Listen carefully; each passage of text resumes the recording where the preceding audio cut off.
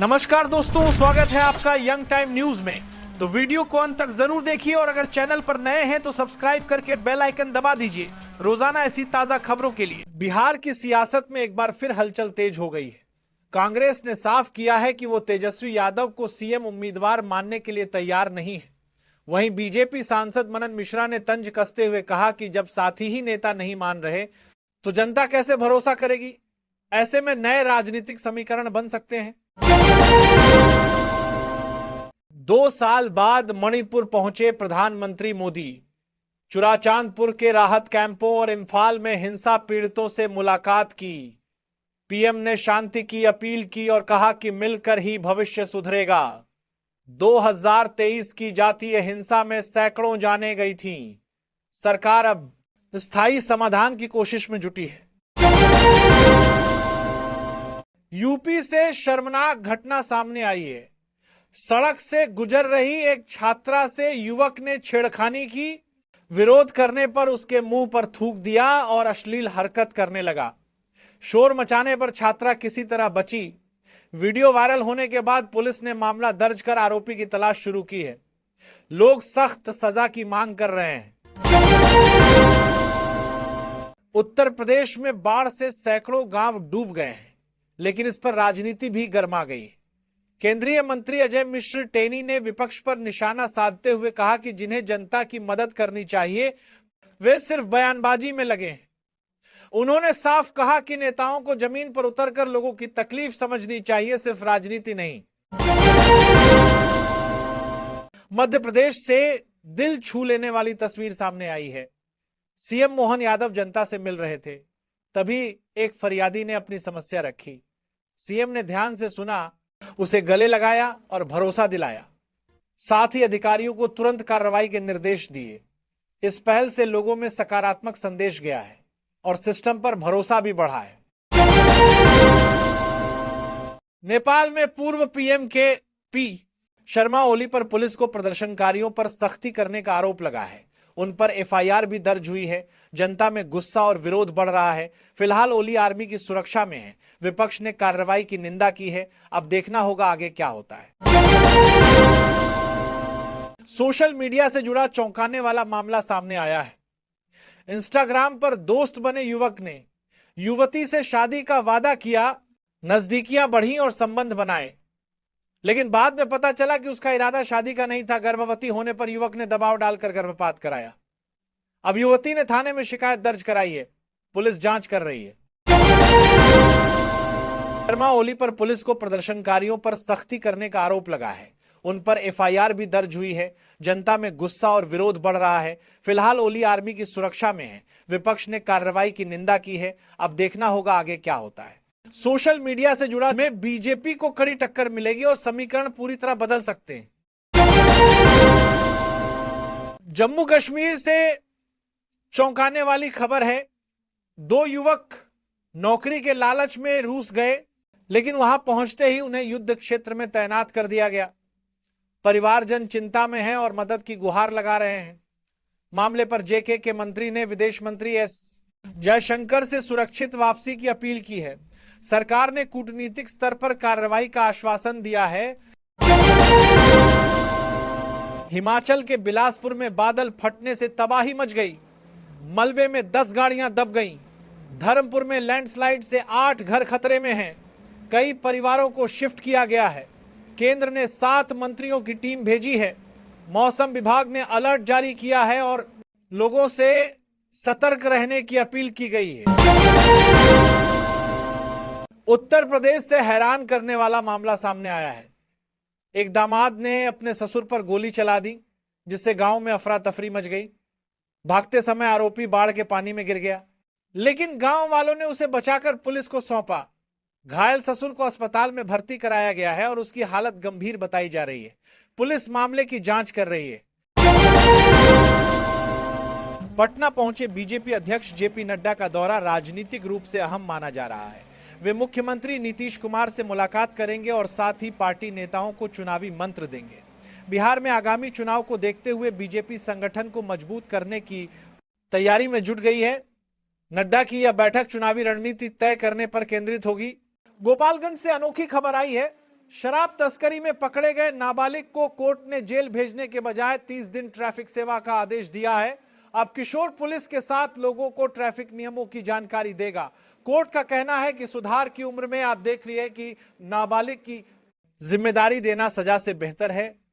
यह फैसला पूरे जिले में चर्चा का विषय बन गया है। राम भद्राचार्य के मिनी पाकिस्तान वाले बयान पर विवाद बढ़ गया है। सपा नेता एसटी हसन ने तीखा हमला बोला और कहा कि वो अब साधु नहीं, अपनी दुकान चला रहे हैं। मुस्लिम समुदाय में नाराजगी है। एसपी का कहना है कि ऐसे बयान न देश का भला करते हैं न धर्म का। सोशल मीडिया पर भी बहस तेज है। पंजाब में बाढ़ के बाद राहत और पुनर्वास का बड़ा अभियान शुरू कर दिया गया है। सीएम भगवंत मान की सरकार ने मलबा हटाने और सफाई का काम तेज किया है। बाढ़ से प्रभावित किसानों और मजदूरों की मदद के लिए विशेष योजनाएं बनाई गई हैं। उत्तर प्रदेश से हैरान करने वाला मामला सामने आया है। एक दामाद ने अपने ससुर पर गोली। बिहार कांग्रेस के विवादित आई वीडियो को लेकर सियासत तेज हो गई है। इस वीडियो पर बीजेपी सांसद ने पलटवार करते हुए कहा कि कांग्रेस जनता को गुमराह करने की कोशिश कर रही है। उन्होंने सवाल उठाया कि राजनीति में अब झूठे वीडियो का सहारा क्यों लिया जा रहा है। मामला गरमाने से दोनों पार्टियों में तनातनी और बढ़ गई है। उत्तर प्रदेश से हैरान करने वाला मामला सामने आया है। एक दामाद ने अपने ससुर पर गोली चला दी, जिससे गांव में अफरा तफरी मच गई। भागते समय आरोपी बाढ़ के पानी में गिर गया, लेकिन गांव वालों ने उसे बचाकर पुलिस को सौंपा। घायल ससुर को अस्पताल में भर्ती कराया गया है और उसकी हालत गंभीर बताई जा रही है।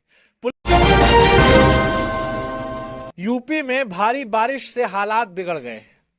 वाराणसी में सड़कों पर 2 फीट पानी भर गया, गाड़ियां बंद पड़ी हैं। फर्रुखाबाद में लोग खुद अपने मकान तोड़ रहे हैं। कानपुर में 14 साल बाद बैराज ओवरफ्लो हुआ है। गंगा किनारे अलर्ट जारी है और प्रशासन राहत कार्य में जुटा है। डर का माहौल बना हुआ है। पुणे से हैरान करने वाली खबर सामने आई है। एक दरगाह की मरम्मत के दौरान दीवार ढह गई और गुप्त सुरंग का खुलासा हुआ। खबर फैलते ही इलाके में चर्चा शुरू हो गई। स्थानीय हिंदू संगठनों ने इसकी जांच की मांग की है। प्रशासन ने सुरंग को सील कर दिया है और विशेषज्ञ टीम से जांच करवाई जाएगी। असली हकीकत जांच के बाद ही पता चलेगी। मध्य प्रदेश के रीवा में पूर्व विधानसभा अध्यक्ष श्रीनिवास तिवारी की प्रतिमा लगाने को लेकर विवाद खड़ा हो गया है। कांग्रेस का आरोप है कि बीजेपी ने जानबूझकर इस काम को रोक दिया है। कांग्रेस नेताओं का कहना है कि यह जनता की भावनाओं से जुड़ा मामला है। वहीं बीजेपी का कहना है कि सब कुछ नियमों के तहत ही होगा। भारत पाक मैच से पहले सियासत गर्मा गई है। बीजेपी विधायक नीतीश राणे ने आदित्य ठाकरे पर विवादित बयान दिया। बुर्का पहनकर पाकिस्तान का समर्थन कर रहे हैं। शिवसेना उद्धव गुट ने पलटवार किया। आदित्य ने कहा, देशभक्ति को नफरत से मत जोड़ो। सोशल मीडिया पर भी बहस तेज है। राजनीति में गिरावट पर सवाल उठ रहे हैं। खांसी से अफरा तफरी की खबर सामने आई है। खाद के लिए लगी लाइन में भीड़ ज्यादा और आपूर्ति कम होने से महिलाओं के बीच हाथापाई तक हो गई। कई लोग गिर पड़े और हालात बेकाबू हो गए। मौके पर मौजूद लोगों ने स्थिति संभाली। किसानों का कहना है कि समय पर खाद न मिलने से फसल प्रभावित हो रही है। प्रशासन ने जल्द आपूर्ति का आश्वासन दिया है। सरकार ने कई उत्पादों पर जीएसटी दरें कम कर दी हैं, लेकिन कंपनियां अभी तक दाम घटाने को तैयार नहीं है। इसकी वजह बताया जा रहा है कि कंपनियों के पास पुराने स्टॉक ज्यादा हैं, जिन पर ऊंचे टैक्स पहले ही दिए जा चुके हैं। ऐसे में कंपनियां पहले पुराने माल को निकालना चाहती हैं, फिर नए रेट लागू करेंगी। बिहार से सनसनीखेज खबर है। रेलवे ट्रैक पर एक लड़का और लड़की की लाशें मिली हैं। जांच में पता चला कि दोनों की शादी की तस्वीरें हाल ही में सोशल मीडिया पर वायरल हुई थी। परिवार को रिश्ता मंजूर नहीं था। पुलिस मामले की जांच कर रही है। आत्महत्या है या हत्या? घटना स्थल से कोई सुसाइड नोट नहीं मिला और परिजनों से पूछताछ जारी है। अमेरिका के पूर्व राष्ट्रपति डोनाल्ड ट्रंप की आर्थिक नीतियों को लेकर बड़ा बयान सामने आया है। भारत के पूर्व आरबीआई गवर्नर ने दावा किया है कि ट्रंप की इकोनॉमिक पॉलिसी खुद अमेरिका के लिए ही खतरनाक साबित हो सकती है।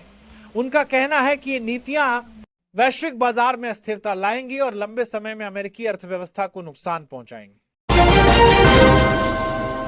बीमा पॉलिसी का प्रीमियम समय पर भरना बहुत जरूरी है। अगर आप लेट करते हैं तो पॉलिसी लैप्स हो सकती है और आपको ज्यादा चार्ज भी देना पड़ सकता है।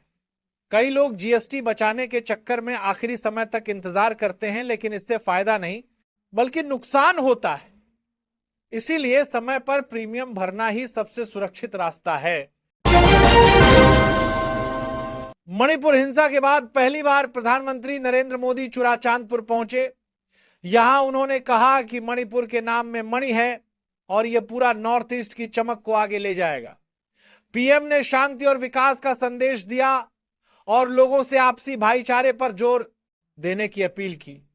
सुरक्षा के कड़े इंतजाम किए गए थे।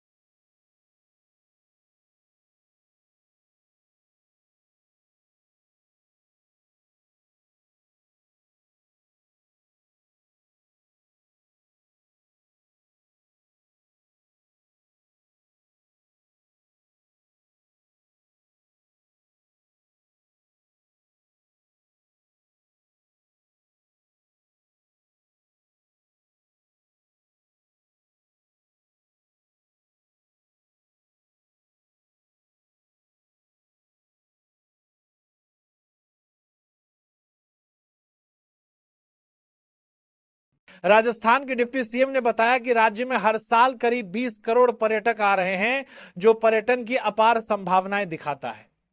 उन्होंने कहा कि अब विकास का नया मॉडल लागू होगा, जिसमें पर्यटन, रोजगार और बुनियादी ढांचे पर खास ध्यान दिया जाएगा। सरकार का दावा है कि इससे युवाओं को बड़े पैमाने पर काम मिलेगा।